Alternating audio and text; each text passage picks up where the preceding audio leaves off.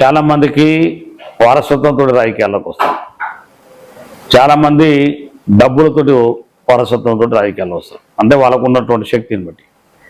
కానీ నేను మాత్రం కేవలం కార్యకర్తల బలంతో ఈ స్థాయికి వచ్చిన. మా నాయకుడుగా జానారెడ్డి గారి యొక్క ఆశీస్సులతోటి, వారి ఆశీర్వాదంతో ఈరోజు నేను ఈ స్థాయికి వచ్చిన. కార్యకర్త బలంతో బాలునాయక్ అనేక సంవత్సరాలుగా ప్రజాప్రతినిధిగా ఉన్నాడు. కానీ ఓటమి గల ఆ రోజు ఉన్నటువంటి రాజకీయాల్లో ఉన్నటువంటి కారణాలు, ఆ రోజు కేసీఆర్కు ఉన్నటువంటి అనేక మంది ప్రజలు ఆ రోజు కేసీఆర్ని రెండోసారిగా 2018లో ఓడిపోయాను నేను, అంతకుముందు ఓడిపోయాను.